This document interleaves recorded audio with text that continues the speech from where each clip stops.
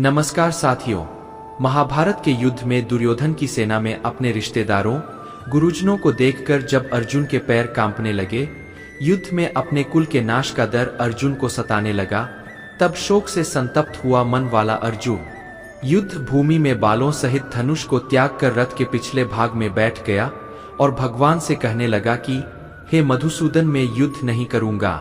अगर मुझे तीनों लोकों का साम्राज्य भी मिल जाए तो भी मैं अपने इन रिश्तेदारों और परिवारजनों की हत्या नहीं करूंगा। हे श्री कृष्ण, मैं भिक्षा मांगकर खाना ज्यादा कल्याणकारक समझता हूँ, क्योंकि अपने परिवारजनों को मारकर ना तो मुक्ति मिलेंगे और ना ही धर्म की सिद्धि होगी। दोस्तों, तब भगवान श्री कृष्ण ने अर्जुन को गीता का परम ज्ञान दिया था। यह वह ज्ञान है जो सिर्फ अर्जुन के लिए नहीं था, बल्कि पूरी मानव जाति के लिए है। गीता का उपदेश अधर्म और बुराई के खिलाफ जीवन जीने का एक ऐसा मार्ग है जिसके पद चिन्हों पर हर एक मनुष्य को चलना चाहिए। तो चलिए सुनते हैं भगवद गीता के महान उपदेशों को। मित्रों, भगवान श्री कृष्ण कहते हैं कि हे अर्जुन, तुम्हें किसका मोह है? इस रणस्थली में युद्ध प्रारंभ होने से ठीक पहले तुम्हारा इस तरह से शस्त्र त्याग देना बिल्कुल भी उचित नहीं है, क्योंकि न तो यह श्रेष्ठ पुरुषों द्वारा आचरित है, न स्वर्ग को देने वाला है और न कीर्ति बढ़ाने वाला है। इसीलिए हे अर्जुन, नपुंसकता को मत प्राप्त हो, हृदय की तुच्छा दुर्बलता को त्याग हो, उठो और युद्ध करो। तुम उसका शोक करते हो जो शोक करने के योग्य भी नहीं है, और पंडितों जैसी बातें करते हो। ज्ञानी व्यक्ति ना तो मरने वाले का शोक करते हैं और ना ही उनका शोक करते हैं जो अभी जिंदा है, क्योंकि वह जानते हैं जो मर गया वह फिर से जन्म लेगा और जो जिंदा है वह एक दिन जरूर मरेगा। हे अर्जुन, ना तो ऐसा है कि मैं किसी काल में नहीं था, या तू नहीं था, अथवा ये राजा लोग नहीं थे, और ना ऐसा है कि इससे आगे हम सब नहीं रहेंगे। वर्तमान शरीर की उत्पत्ति से पहले भी हम सब थे और पीछे भी रहेंगे। शरीर के नाश होने से आत्मा का नाश नहीं होता। आत्म नाश की आशंका से इन सब के लिए शोक करना उचित नहीं है। मित्रों, आत्मा अजर अमर है। आत्मा ना तो मरता है और नहीं जन्म लेता है, क्योंकि आत्मा अजन्मा, नित्य, सनातन और पुरातन है। शरीर के मारे जाने पर भी यह नहीं मरता।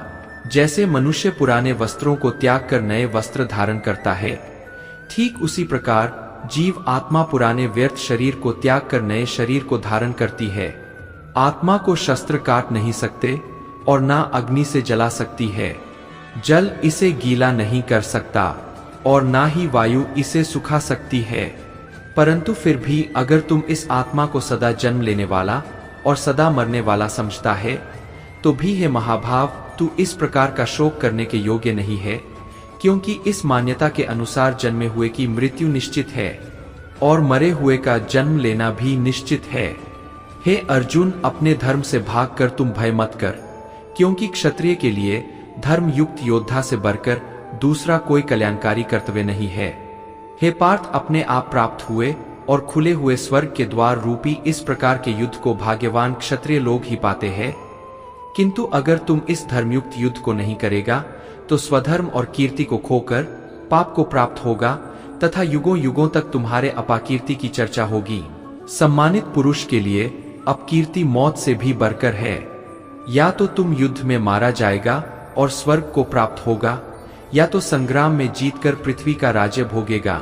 इस कारण हे अर्जुन, होठ और युद्ध कर जय पराजय लाभ हानि और सुख दुख को समान समझकर योद्धा के लिए तैयार हो जा। इस प्रकार योद्धा करने से तू पाप को नहीं प्राप्त होगा, और यही तुम्हारा सबसे बड़ा धर्म और कर्म है। यह संसार मेरी ही माया है। दोस्तों, यह संसार मुझसे ही उत्पन्न हुआ है। मैं ही इसका पालन पोषण करता हूँ और मैं ही इस सृष्टि का विनाश करता हूँ। मैं जल में रस हूँ, चंद्रमा और सूर्य में प्रकाश हो, संपूर्ण वेदों में ओंकार हो, आकाश में शब्द और पुरुषों में पुरुषत्व हूँ। मैं ही सूर्य रूप से तपता हूँ, वर्षा का आकर्षण करता हूँ और उसे बरसाता हूँ। हे अर्जुन, मैं ही अमृत और मृत्यु हूँ, सतसत भी मैं ही हूँ। मैं धरती की मधुर सुगंध हूँ, मैं अग्नि की ऊष्मा हूँ, सभी जीवित प्राणियों का जीवन और सन्यासियों का आत्मसंयम भी मैं ही हूँ। मैं भूत, वर्तमान और भविष्य के सभी प्राणियों को जानता हूँ। लेकिन वास्तविकता में मुझे कोई नहीं जानता। हमेशा शक करने वाला व्यक्ति कभी शांति प्राप्त नहीं कर पाता है। वह ना तो इस लोक में धन, ऐश्वर्य या यश की प्राप्ति कर सकता है और ना ही परलोक में स्वर्ग की प्राप्ति कर सकता है, क्योंकि जब तक मनुष्य किसी भी विषय में संशय युक्त रहता है तब तक वह उस विषय में सफलता नहीं पा सकता। इसलिए संदेह करने से बचे। हे अर्जुन, तुम्हारा क्या गया जो तुम रोते हो? तुम क्या लाए थे जो तुमने खो दिया? तुमने क्या पैदा किया था जो नष्ट हो गया? तुमने जो लिया यहीं से लिया, जो दिया यहीं पर दिया। दोस्तों, जो आज तुम्हारा है कल किसी और का होगा, क्योंकि परिवर्तन ही संसार का नियम है और समय के साथ संसार में हर चीज परिवर्तन के नियम का पालन करती है। दोस्तों, भगवान श्री कृष्ण कहते हैं, कर्मयोगी वह योग है जिसके माध्यम से हम अपनी जीव आत्मा से जुड़ पाते हैं। कर्मयोग हमारे आत्मज्ञान को जागृत करता है। इसके बाद हम न केवल अपने वर्तमान जीवन के उद्देश्यों को बल्कि जीवन के बाद की अपनी गति का पूर्वाभास प्राप्त कर सकते हैं। इस योग में कर्म के द्वारा ईश्वर की प्राप्ति की जाती है।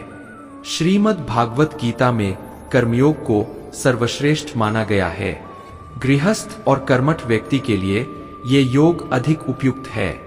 कर्मयोग सिखाता है कि कर्म के लिए कर्म करो, आसक्ति रहित होकर कर्म करो। मित्रों, कर्मयोगी इसीलिए कर्म करता है कि कर्म करना उसे अच्छा लगता है और इसके परे उसका कोई हेतु नहीं है। कर्मयोगी कर्म का त्याग नहीं करता, वह केवल कर्मफल का त्याग करता है और कर्म जनित दुखों से मुक्त हो जाता है। उसकी स्थिति इस संसार में एक दाता के समान है और वह कुछ पाने की कभी चिंता नहीं करता। वह जानता है कि वह दे रहा है और बदले में कुछ मांगता नहीं और इसीलिए वह दुख के चंगुल में नहीं पड़ता। कर्म फल का त्याग कर धर्मनिरपेक्ष कार्य का संपादन भी पूजा के समान हो जाता है। संसार का कोई कार्य ब्रह्मा से अलग नहीं है, इसलिए कार्य की प्रकृति कोई भी हो, निष्काम कर्म सदा ईश्वर को ही समर्पित हो जाता है। पुनर्जन्म का कारण वासनाओं या अतिरिक्त कामनाओं का संचय है। दोस्तों, कर्मयोगी कर्मफल के चक्कर में ही नहीं पड़ता, वासनाओं का संचय भी नहीं होता। इस प्रकार कर्मयोगी पुनर्जन्म के बंधन से भी मुक्त हो जाता है। दोस्तों, भगवान श्री कृष्ण कहते हैं, मनुष्य का मन वायु की तरह चंचल है। यह मन ही है जो मनुष्य को काम वासनाओं की तरफ भटकाता रहता है। अगर जीवन को सफल बनाना है तो मन पर काबू करना बहुत जरूरी है। मन को वश में करने से दिमाग की शक्ति केंद्रित होती है, जिससे कार्यों में सफलता मिलने लगती है। गीता के अनुसार जिस व्यक्ति ने अपने मन पर काबू पा लिया, वह मन में पैदा होने वाली बेकार की चिंताओं और इच्छाओं से भी दूर रहता है। साथ ही व्यक्ति अपने लक्ष्य को भी आसानी से प्राप्त कर लेता है। अगर मन को वश में नहीं करोगे तो वह तुम्हारा सबसे बड़ा शत्रु बन जाएगा।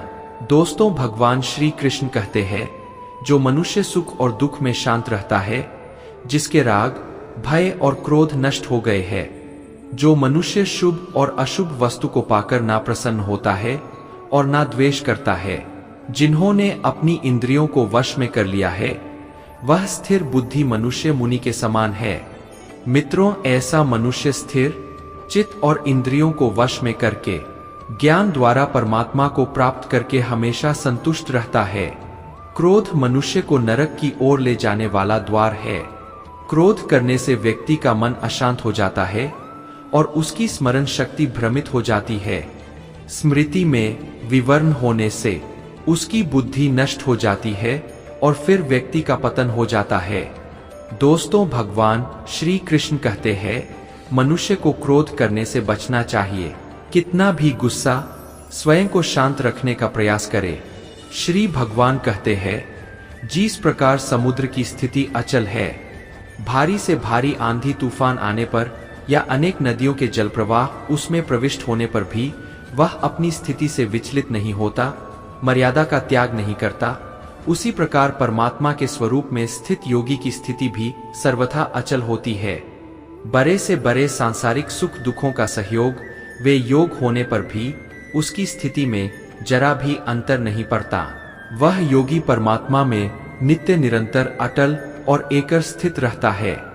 दोस्तों, जो मनुष्य संपूर्ण कामनाओं को त्याग कर ममता रहित, अहंकार रहित और रहित होकर विचरण करता है, वही मनुष्य शांति को प्राप्त कर पाता है। जिस प्रकार प्रकाश की ज्योति अंधेरे में चमकती है, ठीक उसी प्रकार सत्य भी चमकता है। इसलिए व्यक्ति को सदैव सत्य के मार्ग पर चलना चाहिए। सत्य कभी दावा नहीं करता है कि मैं सत्य हूं, लेकिन झूठ हमेशा दावा करता है कि सिर्फ मैं ही सत्य हूं।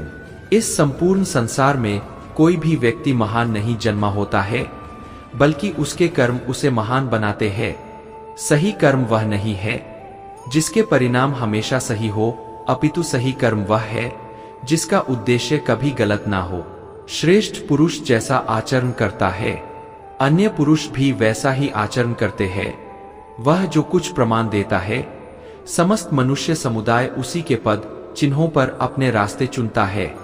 इसलिए सज्जन व्यक्तियों को सदैव अच्छा व्यवहार करना चाहिए।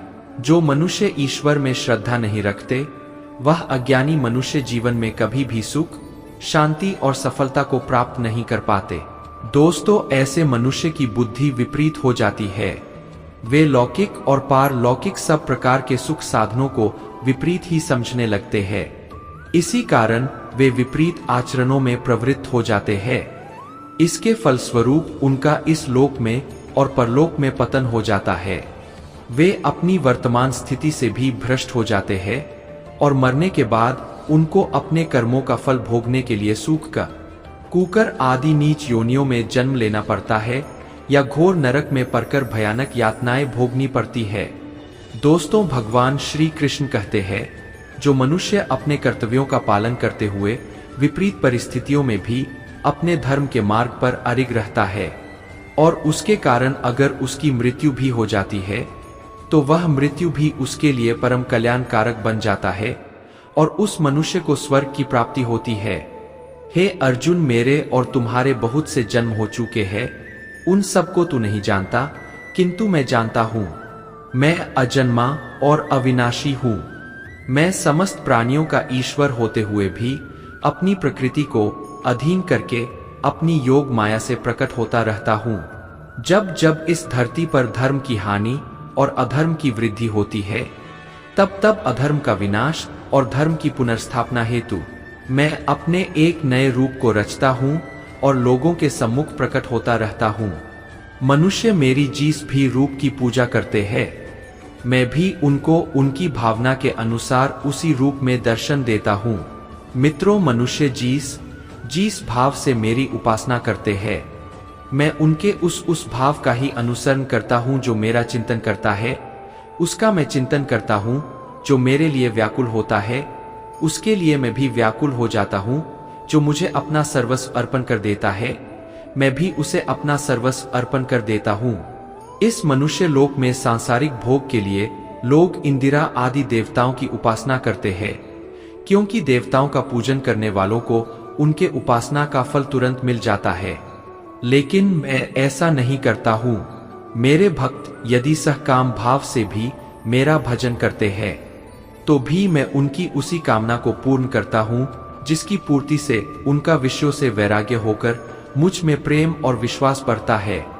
इसीलिए सांसारिक मनुष्यों को मेरी भक्ति का फल शीघ्र मिलता हुआ नहीं दिखता है और इसलिए वे मंदबुद्धि मनुष्य कर्मों का फल शीघ्र प्राप्त करने की इच्छा से अन्य देवताओं का ही पूजन किया करते हैं। दोस्तों, इंसान हमेशा अपने भाग्य को कोसता है, यह जानते हुए भी कि भाग्य से भी ऊंचा उसका कर्म है जो उसके स्वयं के हाथों में है। जो हुआ वह अच्छा हुआ, जो हो रहा है वह भी अच्छा हो रहा है, जो होगा वह भी अच्छा ही होगा। जो बीत गया उसका तुम पछतावा ना करो और भविष्य की चिंता भी ना करो। अभी तो वर्तमान चल रहा है। जो पुरुष ना किसी से द्वेष करता है और ना किसी चीज की आकांक्षा करता है, वैसा कर्मयोगी पुरुष सन्यासी के समान है और वह पुरुष सुखपूर्वक संसार बंधन से मुक्त हो जाता है। ना तो मैं किसी के भाग्य का निर्माण करता हूँ और ना ही किसी के कर्मफल का निर्माण करता हूँ। मनुष्य अपने द्वारा किए कर्मों का ही फल भोगता है और उसी से उसके भाग्य का निर्माण होता है। मित्रों, मनुष्य स्वयं ही अपना मित्र है और स्वयं ही अपना सबसे बड़ा शत्रु भी है। ज्ञानी मनुष्य कर्मयोग या भक्ति योग से एक ही जन्म में इस समुद्र रूपी संसार से निकलकर परमात्मा को प्राप्त कर लेता है, और अज्ञानी मनुष्य काम, क्रोध, लोभ, मोह में फंसकर 84 लाख योनियों में भटकता रहता है। दोस्तों, भगवान श्री कृष्ण कहते हैं, भागवत प्राप्ति के लिए कर्म करने वाला कोई भी मनुष्य दुर्गति को प्राप्त नहीं होता है। इस लोक में या परलोक में वह जहां भी रहता है वह परमात्मा के मार्ग में आगे ही बढ़ता रहता है। हे अर्जुन, जिनकी बुद्धि माया ने हर ली है, जो जानबूझकर पाप कर्मों में ही लिप्त है, जो मुझे जानने की चेष्टा भी नहीं करते, ऐसे मनुष्य को जीवन में और जीवन के बाद के जीवन में भी कष्टों से मुक्ति नहीं मिल पाता है। जो मनुष्य अंत काल में भी मुझको स्मरण करता हुआ शरीर त्यागता है, वह मेरे परम धाम को प्राप्त होता है, इसमें कोई संशय नहीं है। देवताओं को पूजने वाले देवताओं को प्राप्त होते हैं, पितरों को पूजने वाले पितरों को प्राप्त होते हैं, भूतों को पूजने वाले भूतों को प्राप्त होते हैं, और मेरा पूजन करने वाले भक्त मुझको ही प्राप्त होते हैं। इसलिए मेरे भक्तों का पुनर्जन्म नहीं होता। जो कोई भक्त मेरे लिए प्रेम से पात्र पुष्प, फल, जल आदि अर्पण करता है, उस शुद्ध बुद्धि निष्काम प्रेमी भक्त का प्रेम पूर्वक अर्पण किया हुआ वह पत्र पुष्प मैं सद्गुण से प्रकट होकर प्रेम पूर्वक खाता हूँ। दोस्तों, भगवान श्री कृष्ण कहते हैं, हे अर्जुन, तू जो कर्म करता है, जो खाता है, जो हवन करता है, जो दान देता है और जो तप करता है, वह सब मुझे अर्पण कर, मैं तुम्हें मुक्ति प्रदान करूंगा। मेरे लिए ना तो कोई प्रिय है और ना ही अप्रिय, परंतु जो भक्त मुझको प्रेम से बचते हैं वह मुझ में है और मैं उनमें हूँ। यदि कोई दुराचारी भी अन्य भाव से मेरा भक्त बनकर मुझको भजता है तो वह पुरुष भी साधु के समान है, क्योंकि उसने भली भांति निश्चय कर लिया है कि परमेश्वर के भजन के समान अन्य कुछ भी नहीं है। स्त्री, वैश्य, क्षुद्र, भूत, पचाश, चंडाल कोई भी हो, वो मेरी शरण में आकर परम गति को प्राप्त होते हैं। मित्रों, हमारे तामसिक गुण हमारे अंदर हीन भावना पैदा करके हमें खुद को उदास और नुकसान पहुंचाते हैं, और हमारे राजसिक गुण हमें ईर्ष्यालु और लोभी बना देते हैं। दोस्तों, भगवान श्री कृष्ण कहते हैं, हर मनुष्य को तामसिक और राजसिक गुणों को खत्म करके अपने 7वें गुणों से परिचित होना पड़ेगा। 7वें गुण वह है जो आत्मा को अपने आसपास की हर चीज से जोड़े रखता है और उन्हें प्यार करना सिखाता है। किसी का अच्छा ना कर सको तो बुरा भी मत करना, क्योंकि दुनिया कमजोर है लेकिन दुनिया बनाने वाला नहीं है। जिंदगी में हम कितने सही है और कितने गलत है, यह केवल 2 लोग जानते हैं, एक परमात्मा और दूसरी हमारी अंतरात्मा। अपने आप को भगवान के प्रति समर्पित कर दो, यही सबसे बड़ा सहारा है। जो कोई भी इस सहारे को पहचान गया है वह डर, चिंता और दुखों से आजाद रहता है। मनुष्य को सबसे पहले खुद का आकलन करना चाहिए, अर्थात खुद के बारे में जान लेना चाहिए। खुद की काबिलियत और क्षमता को जानना ही मनुष्य को आत्मज्ञान की प्राप्ति करा सकता है। जब तक मनुष्य खुद के बारे में जान नहीं लेगा तब तक उस मनुष्य का उद्धार नहीं हो सकता।